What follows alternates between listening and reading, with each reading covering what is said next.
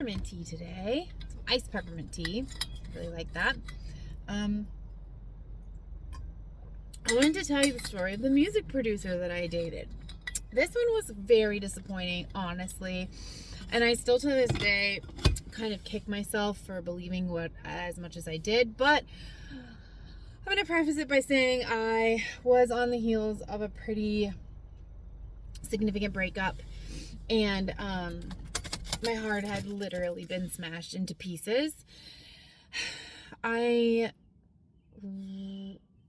really enjoyed the connection that I had with that previous man, especially in relation to music. We were both musicians and we would play music together.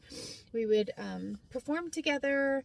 I would say probably 85 to 90% of our time spent together was either practicing music, doing karaoke, performing together, or planning something, right, around music. And that is a big passion of mine, and I don't have enough time for it. So I was really happy to have that connection with him.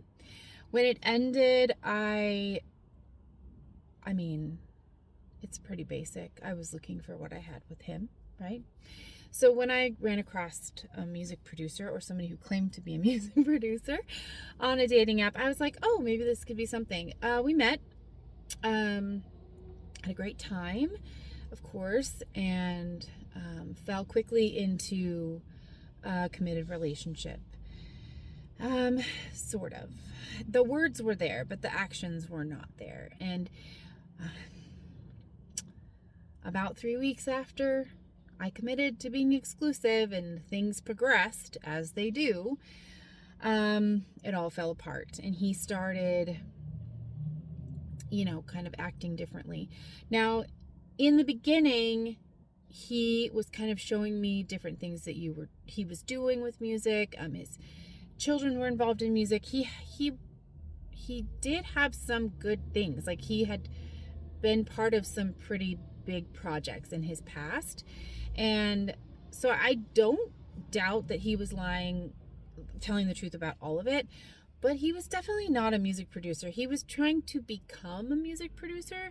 And I think part of what he was doing was really good and interesting, but then he clearly did not know how to work with live musicians in that capacity. He didn't even know how to plug in my guitar.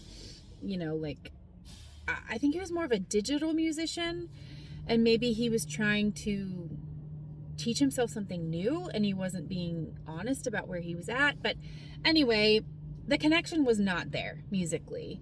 I tried. I really did try, but it wasn't there.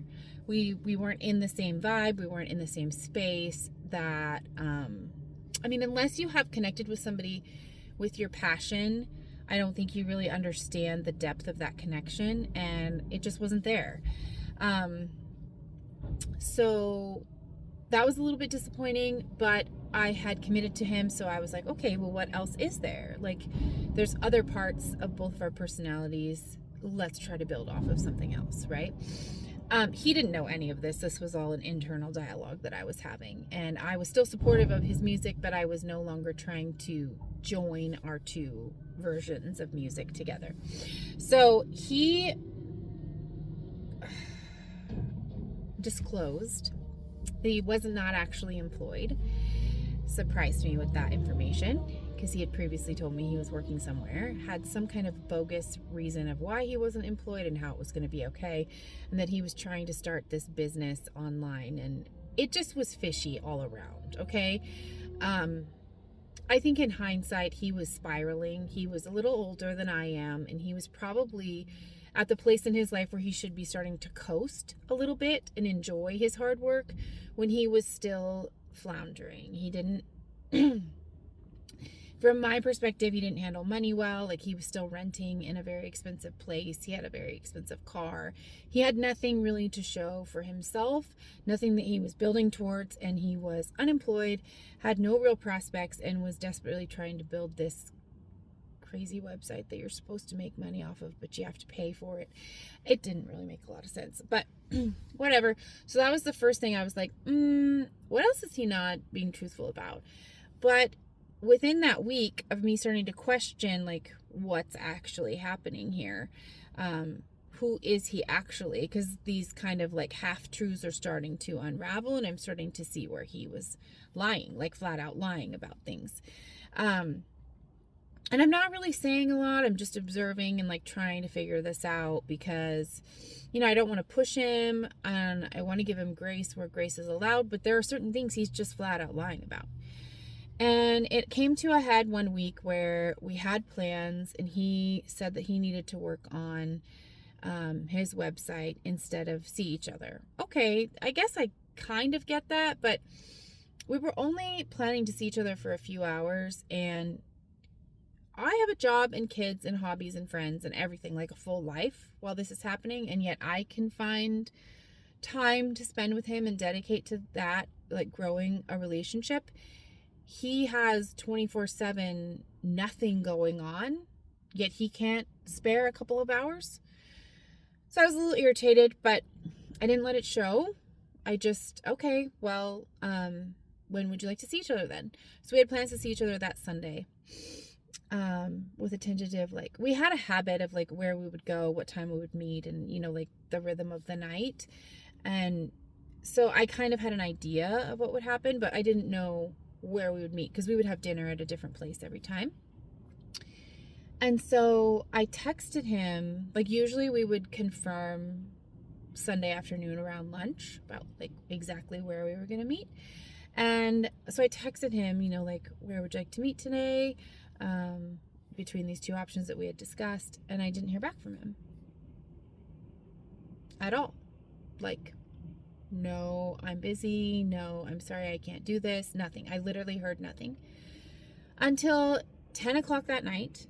He texted me and he said something like, hey baby, why don't you sneak out of your house and come visit me? And I was done at that point. I have been treated so poorly in my past. I have been treated like I am an object by so many men. Like, I don't give people a second chance anymore. There is no excuse for treating somebody that way. There is no excuse for not answering someone. There's no excuse for not following through with plans.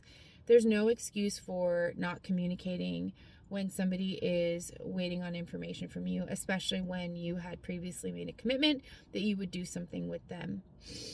There's just no excuse.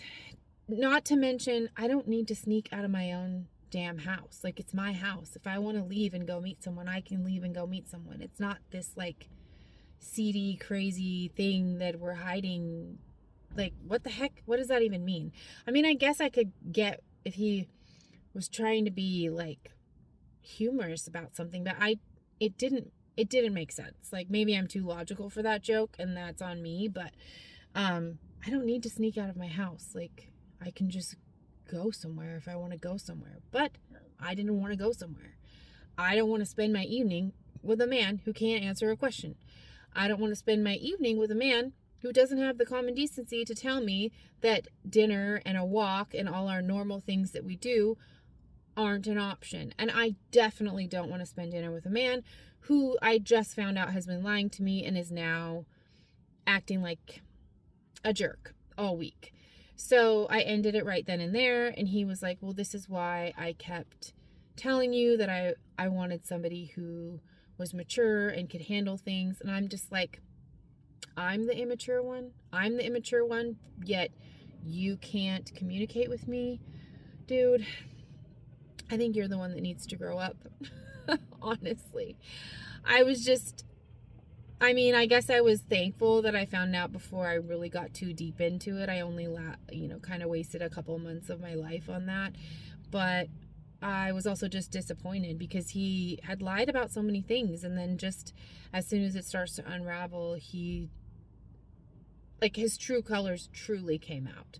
Like, all the lies were clearly something to try to hook me and get me connected. And he misjudged. He judged poorly on how connected I was, and that I wouldn't stick around when the disrespect became really obvious. So anyway, just walk away when they're being stupid.